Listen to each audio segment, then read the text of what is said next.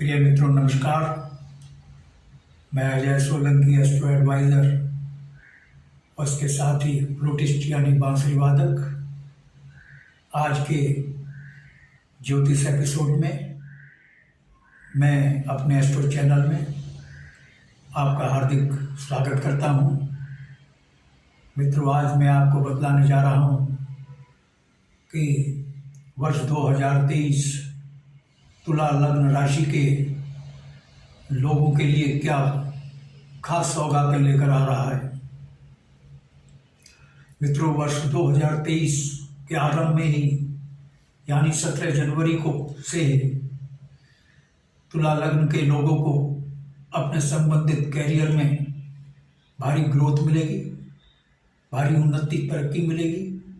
चाहे वो कैरियर नौकरी का हो, बिजनेस का हो, स्पोर्ट्स हो, राजनीति हो, पत्रकारिता हो, फिल्म इंडस्ट्री हो, किसी भी प्रकार का कैरियर है तुला लग्न के लोगों का, उसमें 17 जनवरी को उनके कैरियर में भारी उछाल मिलने जा रहा है। क्योंकि 17 जनवरी को शनिदेव अपनी कुंभ राशि में स्थित होने जा रहे हैं, जो कि शुभ भाव है, पंचम भाव। और शनिदेव इस भाव के स्वामी होने के कारण, त्रिकोण के भाव के स्वामी होने के कारण बहुत ही शुभ है। हालांकि नैसर्गिक रूप से तो पाप ग्रह माने गए हैं, लेकिन तात्कालिक रूप से 2023 में तुला लग्न के और राशि के लोगों के लिए शनिदेव बहुत ही लाभकारी ग्रह साबित हो रहे हैं। पंचम भाव में स्थित होकर तुला लग्न के जातकों को भारी लाभ पहुंचा रहे हैं। पंचम भाव आकस्मिक लाभ का भाव है, यानी सडन गेन का भाव है। सडन गेन जैसे शेयर मार्केट, जुआ, सट्टा, लॉटरी, आकस्मिक आय। शिक्षा का भाव है, परिवार का भाव है, संतान का भाव है। जब शनिदेव 17 जनवरी को कुंभ राशि में विराजमान होंगे तो ये जो तुला लग्न के लोगों ने जो पैसा अपना शेयर मार्केट में इन्वेस्ट किया है, उसमें भारी रिटर्न मिलने की संभावना है। शेयर मार्केट से तुला लग्न के लोगों को भारी मुनाफा होगा, जो लोग शेयर मार्केट से जुड़े हुए हैं। और विद्यार्थी जो विद्यालयी शिक्षा ग्रहण कर रहे हैं या विभिन्न प्रतियोगी परीक्षाओं में अपीयर हो रहे हैं, प्रवेश कर रहे हैं, उनको अपनी परीक्षाओं में भारी कामयाबी मिलेगी। और चूंकि ये संतान का भाव है, संतान सुख मिलेगा तुला लग्न के लोगों को। और इसके साथ ही क्योंकि शनिदेव नौकरी के कारक हैं, जो लोग नौकरी के लिए 2022 में, पिछले साल यानी 2022 वर्ष में नौकरी के लिए दर दर भटक रहे थे, नौकरी पाने के लिए हाथ पैर मार रहे थे, काफ़ी प्रयास कर रहे थे, लेकिन नौकरी नहीं मिल रही। 2023 में शनिदेव 17 जनवरी से उनके लिए नौकरी के द्वार खोलने जा रहे हैं। बेरोजगार जो तुला लग्न के लोग हैं, उनको नौकरी मिलने के स्वर्णिम अवसर दे रहे हैं। इसके साथ ही चूंकि शनिदेव की तृतीय दृष्टि व्यापार के भाव पर पड़ रही है, बिजनेस को काफ़ी ग्रोथ मिलेगी। जो लोग तुला लग्न के लोग बिजनेस में हैं, उनके बिजनेस को ग्रोथ मिलेगी। ये बिजनेस पार्टनरशिप का भी भाव है, सप्तम भाव। बिजनेस पार्टनरशिप बहुत अच्छी चलेगी। और इसके साथ ही ये भाव विवाह का भाव है, गृहस्थ जीवन का भाव है। गृहस्थ जीवन तुला लग्न के लोगों का सुखमय होगा। और जिन जातिकाओं का यानी तुला लग्न के लोगों का विवाह नहीं हो रहा था, उनके विवाह में रुकावटें आ रही थी, वो रुकावटें दूर होगी और अविवाहित तुला लग्न के लोग विवाह के बंधन में बंधेंगे, उनको परिणय सूत्र में बंधेंगे।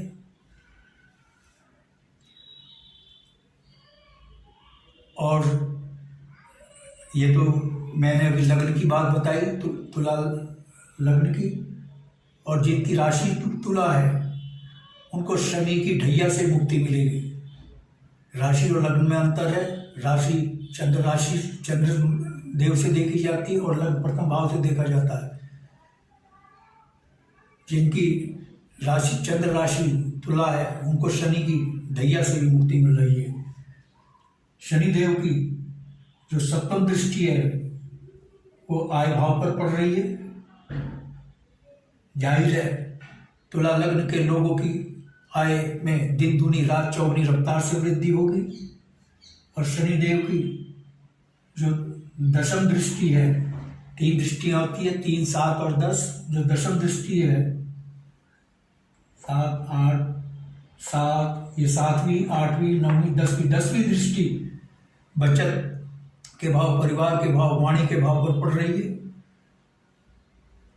तुला लग्न के लोगों की वाणी मधुर होगी, आकर्षक होगी। इससे समाज में उनका मान सम्मान बढ़ेगा और सेविंग्स में बढ़ोतरी होगी। तुला लग्न के लोगों की सेविंग्स बढ़ेगी। इसके साथ ही ये परिवार का भी भाव है। पारिवारिक जीवन सुखमय होगा। 2 भाव होते हैं, गृहस्थी का और परिवार का। गृहस्थ जीवन भी सुखमय होगा और पारिवारिक जीवन भी सुखमय, दोनों एक ही हैं। और इसके साथ उस पर तुल रहा ये, जहाँ शनिदेव तुला लग्न के लोगों को भारी लाभ पहुंचा रहे हैं, उनके कैरियर्स में उनके संबंधित कैरियर में ग्रोथ कर रहे हैं, वहाँ शुक्रदेव और बृहस्पति देव विपरीत राजयोग का निर्माण कर रहे हैं, लाभकारी योग का निर्माण कर रहे हैं। 16 फरवरी को शुक्रदेव मीन राशि, अपनी उच्च राशि में, ये है मीन राशि जो 12 नंबर की राशि मीन राशि कहलाती है, उच्च राशि में विराजमान होने जा रहे हैं, जो कि षष्ठम भाव है, जो कि बहुत अशुभ भाव कहलाता है।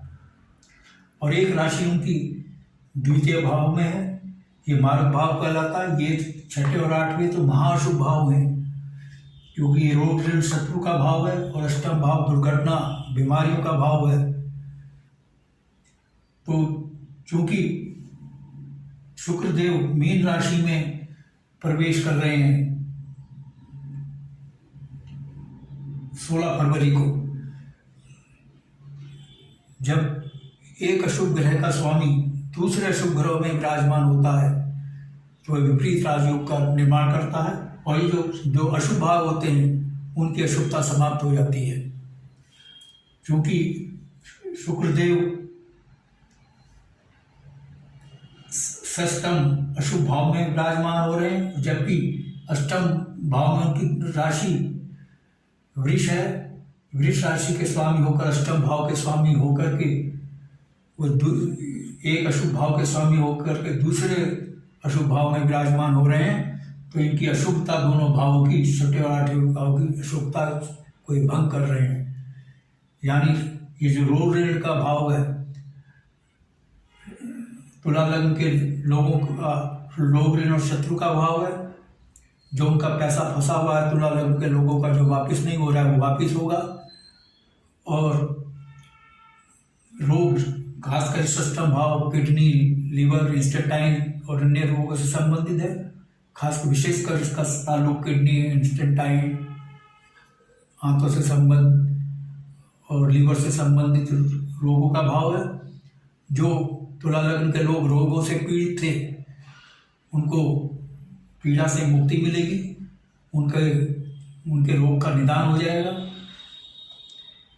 और ये शत्रु का भी भाव, शत्रु पराजित होंगे। उनके जो प्रतिद्वंदी हैं तुला लग्न के लोगों के विभिन्न क्षेत्रों में, चाहे वो किसी भी क्षेत्र के प्रतिद्वंदी हों, उनके प्रतिद्वंदी पराजित होंगे। और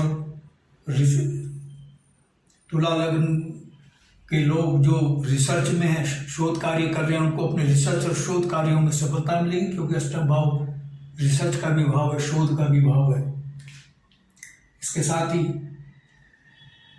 शुक्रदेव की दृष्टि जब अपनी उच्च राशि में विराजमान है षष्ठम भाव में, यहाँ से दृष्टि उनकी द्वादश भाव पर पड़ेगी, जो कि विदेश यात्रा का भाव है।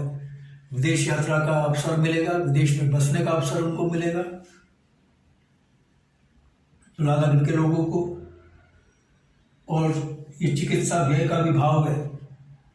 जो तुला लग्न के लोगों का बजट डामाडोल हो रहा था, उनका चिकित्सा व्यय भारी दिन बढ़ता जा रहा था, तो चिकित्सा व्यय में या तो व्यय ही समाप्त हो जाएगा, समाप्त नहीं होगा तो कम, बहुत ही कम हो जाएगा। चिकित्सा व्यय से उनको राहत मिलेगी तुला लग्न के लोगों को। और जब बृहस्पति देव 22 अप्रैल को मेष राशि में प्रवेश करने जा रहे हैं,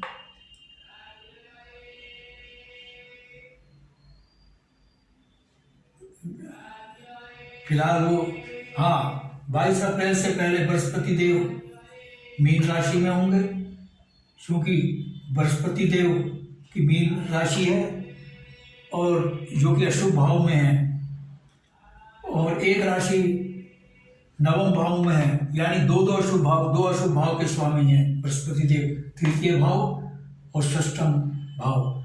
तृतीय भाव शुभ इसलिए कहलाता है, ये भी बीमारियों का भाव है, छोटी मोटी बीमारी होती है उनका भाव है, और मेहनत का भाव है। ये भाव मेहनत अधिक कामयाबी कम, ये वो वाला भाव है। क्योंकि बृहस्पति देव अशुभ भाव के स्वामी होकर नवम भाव के अशुभ दूसरे अशुभ भाव में अपने ही भाव में विराजमान है, तो यह स्थिति बहुत ही लाभकारी विपरीत राजयोग का निर्माण कर रही है। पुनः षष्ठम भाव की जो अशुभता है, तृतीय भाव की जो अशुभता है, वो समाप्त होने जा रही है। नवम भाव की अशुभता समाप्त होने से जो मेहनत का भाव है, तुला लग्न के लोग जो मेहनत करेंगे, थोड़ी सी भी मेहनत करेंगे, वो उनको भारी कामयाबी दिलाएगी। उनका पुरुषार्थ, थोड़ा सा भी उनका पुरुषार्थ, थोड़ी सी भी मेहनत उनको सफलता की सर्वोच्च सीढ़ी पर पहुंचाएगी, उनको कामयाबी की बुलंदी पर पहुंचाएगी। और तुला लग्न के लोगों का 2023 में बृहस्पति देव छोटी मोटी यात्राओं का योग बना रहे हैं, जो कि बहुत ही लाभकारी होगी। वो धार्मिक यात्राएं भी हो सकती हैं।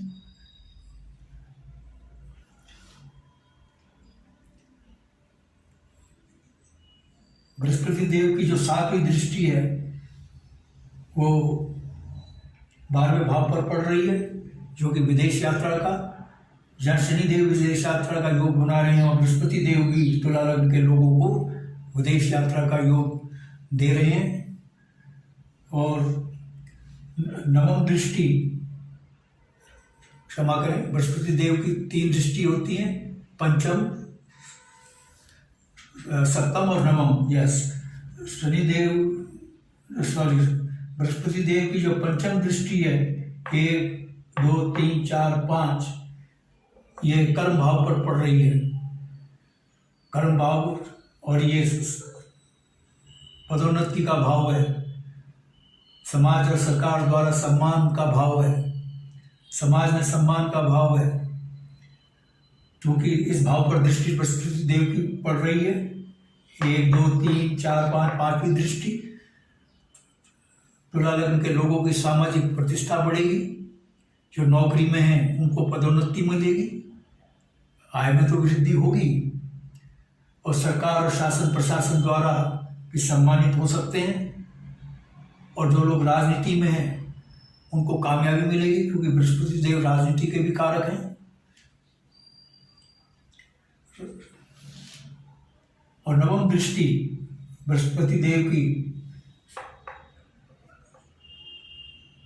परिवार के भाव पर, वाणी के भाव पर और बचत के भाव पर पड़ रही। पुनः जहाँ शनि देव जो कार्य कर रहे थे, शुभ कार्य वो बृहस्पति देव करेंगे। सेविंग में बढ़ोतरी करेंगे बृहस्पति देव आपकी। परिवार में सुख शांति आएगी, आपकी वाणी मधुर होगी। यानी जो कार्य शनि देव कर रहे थे वो काम बृहस्पति देव भी कर रहे हैं। यानी 2023 आपके लिए बहुत ही शुभ है।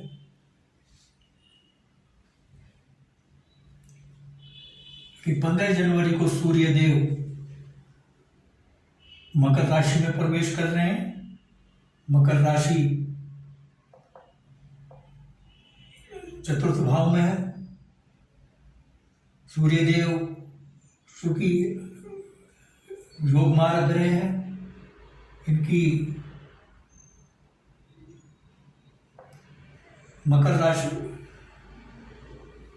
मकर राशि में प्रवेश करने से ये जो भौतिक सुख सुविधा का भाव है, चतुर्थ भाव, इसमें कमी ला सकते हैं सूर्य देव। और इनकी सप्तम जो माता के स्वास्थ्य में भी थोड़ा खराबी आ सकती है, क्योंकि माता का भी भाव है। और इनकी सप्तम दृष्टि 1 2 3 4 5 6 7 यहाँ पर पड़ेगी दशम भाव पर। कार्य क्षेत्र में अपने बॉस से जो नौकरी में अनबन हो सकती है, तो अपने व्यवहार को ठीक रखें। जो नौकरी में है खासकर बॉस से बनाकर रखें, कोशिश करें अपने बॉस के ईगो को हर्ट ना करें। सावधानी अपनाएंगे तो बॉस का मिजाज थोड़ा बिगड़ेगा तो सही, लेकिन कंट्रोल में रहेगा आपके बॉस का मिजाज। 1 नवंबर को राहु मीन में आ रहे हैं और केतु कन्या में आ रहे हैं। केतु का यहाँ स्थित होना द्वादश भाव में बहुत शुभ है। केतु पुण्य कार्य को, जो आपने केतु मोक्ष के कारक है, जो पुण्य कार्य किए हैं उनका फल केतु दिलाते हैं। आपके पुण्य कार्यों का फल केतु दिलाएंगे। और राहु चूंकि रोग ऋण शत्रु वाले भाव में है, तो थोड़ी स्थिति खराब हो सकती है, लेकिन उतनी स्थिति खराब नहीं होगी, क्योंकि शनि देव, बृहस्पति और शुक्र देव आपकी स्थिति को, काफी कुंडली को बहुत अच्छा कर रहे हैं। क्योंकि बृहस्पति और शुक्र देव दो विपरीत राजयोग बना रहे हैं, बहुत ही शुभ होता है। और शनि देव तो आपका बहुत ही भला कर रहे हैं। इसलिए राहु केतु थोड़ी अशुभता पैदा करेंगे, लेकिन वो अशुभता नल और वाइड हो जाएगी इन ग्रहों के कारण, बृहस्पति, शुक्र और शनि के कारण। तो मित्रों, बताने के लिए और भी बहुत कुछ है, ये तो महासागर है। शाम तक मैं आपको बता सकता हूँ आपके लिए, लेकिन वीडियो की लिमिटेशन है, वीडियो बहुत लंबा हो जाएगा। अगर आपने मेरा चैनल सब्सक्राइब नहीं किया है, I request you to please subscribe my channel.